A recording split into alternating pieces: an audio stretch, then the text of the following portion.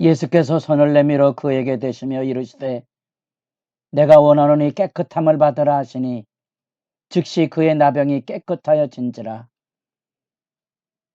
새벽에 거룩한 기도자 여러분,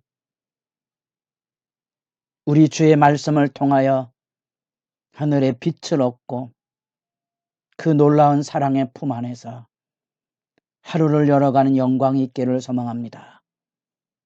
오늘 우리가 읽어간 말씀은 마태복음 8장 1절에서 13절까지의 말씀으로서 예수님의 두 번째 단락의 예수 사역 1장에서 4장까지 예수 사역의 준비 단계였다면 이제 드디어 4장으로부터 예수님께서 구체적인 구원 역사를 이루시는 장면을 우리가 16장까지 가운데 단락으로 보았습니다.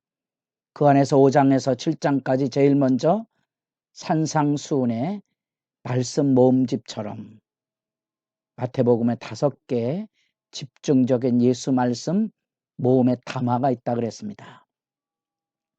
이 예수님의 산상수훈에 이어서 8장 9장은 기적의 장이라는 별명이 붙어있는 장입니다. 이곳에는 사이클 하나, 사이클 둘, 사이클 셋, 세 사이클로 이렇게 특별히 3개씩의 예수님의 치유 사건이 소개되고 있습니다. 중간에 예수님의 치유 사역의 요약을 가지고 있기 때문에 합치면 10개의 기적에 대한 이야기를 하고 있습니다. 예수 그리스도의 복음 사역이 하나님 나라의 복음을 전하고 가르치실 뿐 아니라 그 하나님 나라의 구원의 실제를 병들고 귀신 들린 육체의 질거와 상함에서의 회복, 본래 하나님의 나라 안에 인간이 가지고 누려야 될 하나님의 창조의 영광의 본성을 회복하는 실제를 여기 드러내주고 있는 겁니다. 이런 부분은 많은 성도들이 왜 내 병은 안 고쳐주는가? 병이 낫지 않으면 능력이 없는 건가? 이런 문제에 너무 많이 부딪혀서 그 안에서 신음하고 절망하고 냉소화되고 있는 안타까운 현장을 많이 만나봅니다. 목회자인 저 자신도 질고 앞에 무력할 수밖에 없는 존재지요. 이 부분의 장은 5장부터 7장까지의 말씀, 나를 따라오너라. 그 부름의 영광을, 구원의 영광을 아는 사람들이 누리는 진정한 의미의 삶의 자유. 그것이 뭐라 그랬습니까? 마지막 결론이 남에게 대접을 받고자 하는 대로 너희도 남을 대접하며 살아라. 그게 은혜의 복됨입니다. 세상의 악과 세상의 질병과 세상의 고통과 마주대하며 살면서 악에 대응을 하지 않는 자유와 넉넉함입니다. 그 말씀이 여러분이 있으셔야 이 질병의 치유 사건 앞에 환호성, 박수를 치고 승리의 감격을 맛볼 뿐 아니라 이런 말씀을 통하여서 우리가 하나님 앞에서 우리 현실에 왜 예수님 내 병을 안 고쳐주시는가 하는 그런 자기 치유의 약속으로 말씀을 받아들이려고 하지 마시고 그 말씀 앞에 나타난 예수님과 더불어 진지한 기도의 씨름을 통하여 내가 겪고는 고통과 아픔에 대하여 주님의 말씀을 들으시고 그 능력을 기대하시고 그 능력을 소망하시고 때로는 내가 짊어지고 갈 것이라면 짊어지고 가고 하나님 앞에 내가 잘못된 부분이 있다면 철저히 회개하고 씻음의 연단의 과정을 겪어가는 지혜를 주님과의 만남 속에서 확인하셔야 된다는 겁니다. 그래서 기독교의 진리를 제가 늘 얘기하듯이 신비 하나님 내려오신 그 사건이지만 기독교의 진리는 우리 기록된 말씀을 통해 만나는 것처럼 합리적인 이해와 설명과 그에 합당한 착한 행실의 도덕성도 함께 구비해야 되는 겁니다. 이런 하나님 앞에서의 절대적인 부복, 엎드려짐이 없이는 우리 믿음이 자라가지 못하는 겁니다. 어떤 사람은 치유의 능력을 기뻐하고 즐거워하지만 어떤 사람은 그 질고 아픔을 잘 견뎌가면서 하나님이 주시는 은총을 즐거워하며 살 수 있습니다. 그건 이제 각자가 하나님 앞에 부름받은 하나님의 소명과 관계가 있습니다. 그러니 하나님 구하고 찾으시며 진지하게 말씀 앞에 엎드려서 내게 준 삶의 문제를 하나님의 말씀으로 풀어가시며 주님의 음성 앞에 여러분의 믿음의 경건이 날로 새롭기를 소망합니다.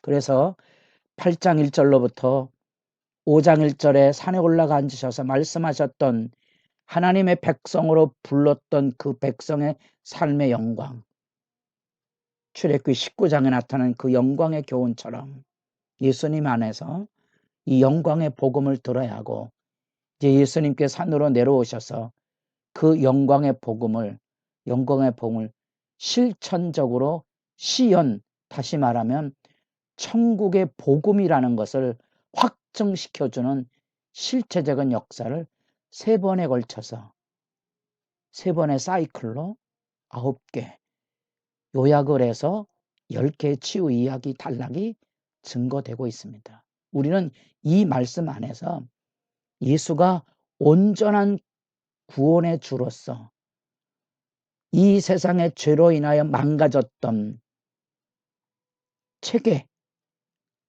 곧 죽음과 질병과 어둠의 영의 지배 안에 있는 사람을 풀어 자유케 하고 회복시키는 온전한 구원의 메시아로 오셨음을 우리가 지켜보고 그 안에서 우리의 하늘 소망을 새롭게 다지는 겁니다. 그런 점에서 놀랍게도 이제 흔히 나병이라는 이런 질병의 언어들을 이제 시정하려는 현대 문화의 어려움 때문에 우리가 한센시병이라는 낯선 표현을 쓴 이유를 양해해 주시기를 바라고, 어쨌든 성경은 여전히 개역개정에 나병이라 그랬으니까 나병이라는 말을 쓰지만 이 질병은 사실은 레위기 13장 14장에 나타난 대로 오늘날의 문둥병 개념이 아니고 문둥병을 포함한 고대 사회에 있었던 피부 전염병 총칭을 의미하는 것으로 보셔야 합니다. 그 병이 가지고 있는 속성을 성경이 주목해 보고 있는 거지요. 우리가 코로나라는 이 전 세계적인 전염병에 주의하는 것처럼 사실은 이런 전염병이 가지고 오는 상처와 고통만큼 아픈 것이 우리 시대의 문화 안에 다양한 측면에서 일어나고 있지 않습니까? 의식하든 의식하지 못하든 심지어 우리의 언어 생활과 사회 문화 안에도 이런 욕설과 비난과 그 삶의 악다구니에 찌들어 있는 현실의 문화가 아프게 느껴지지 않습니까? 그 안에 가장 중요한 구체적으로 나타난 죄악의 질병이 이웃에게 고통을 주는 이 나병입니다. 그래서 부정한 것으로 나타나 있었던 거지요.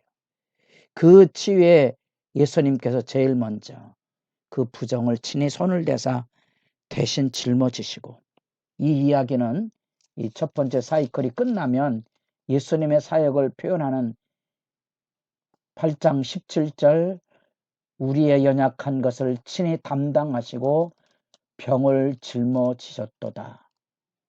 이 사회를 통한 구원의 여명이 비춰오는 구원의 역사를 이루는 고난받는 종의 시각 안에 들리워졌던 예수 구원 사역이 바로 그 연약함과 질병을 짊어지고 가는 거거든요. 그래서 예수님께서 이 나병 환자를 부정하다고 내쫓은 게 아니고 그를 맞아주신 거지요. 손을 대셨습니다. 말씀만으로도 할 수 있는데.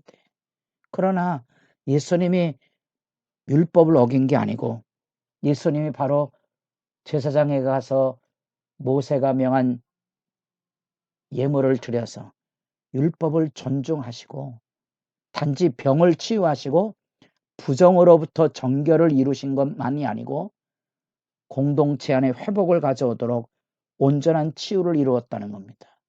이 치유 이적을 한 걸음 더 나갑니다. 그것은 이방인에게도 이 치유의 역사를 열어가는 겁니다.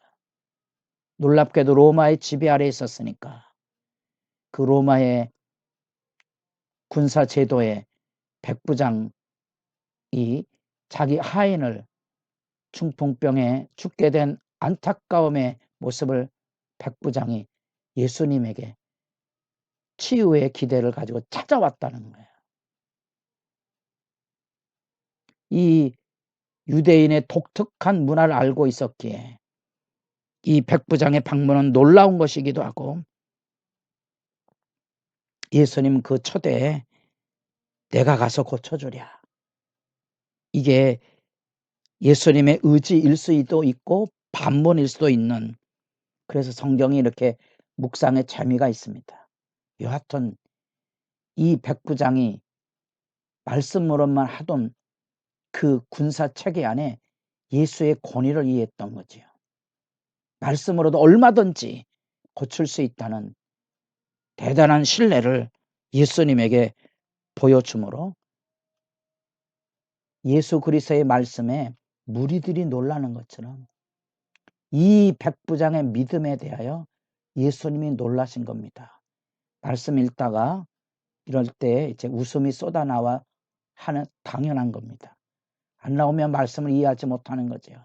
우리는 이런 말씀 안에서 말씀과 이 실제적인 치유 이적을 통하여 하나님의 나라의 복음의 실제를 만납니다. 예수 메시아의 증언이 뭡니까? 이사야의 말씀을 통하여 만나는 죄의 담부입니다.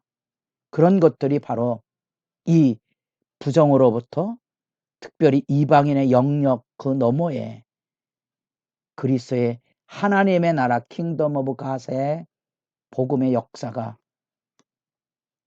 펼쳐져 가는 영광을 우리가 지금 말씀을 통하여 보았습니다.